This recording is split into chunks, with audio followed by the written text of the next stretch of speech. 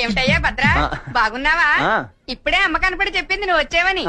బెంగళూరు నీళ్ళు బాగా వంట పట్టాయనుకుంటాను, రంగు తేలేవు. ఇలాంటి ఫంక్షన్లకు రావటమేనా? నువ్వు కూడా పప్పన్నం పెట్టేది ఉందా?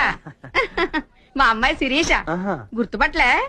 ఇందాక మీ అమ్మ కనపడి కుందనపు బొమ్మలా ఉంది, పెళ్లిడికి వచ్చిందే అంది. ఏమిటి ఆ సిగ్గు? ఎప్పుడు భద్రా భద్రా అని అడుగుతూ ఉంటావుగా, ఏంటి అలా స్తంభంలా నిలబడ్డారు? మన భద్ర గుర్తుపట్లే, పలకరించండి.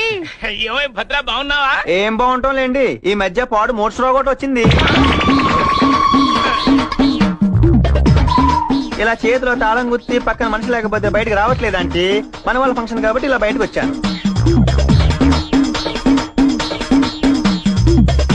శిరీష్ కూడా బాగా రంగు తెలియంది, పెళ్లిడికి వచ్చేసేట్టుందంటే. ఏడొచ్చింది అయ్యా, శుభ్రంగా చదువుకుంటుంటేను. మేము వస్తాం భద్ర, చీటీ పాట ఉంది పాడుకోవాలి. ఎక్కడ పడితే అక్కడ అలా స్తంభంలా నిలబడతారే, పదండి. పద. తాళం గుర్తు జాగ్రత్త.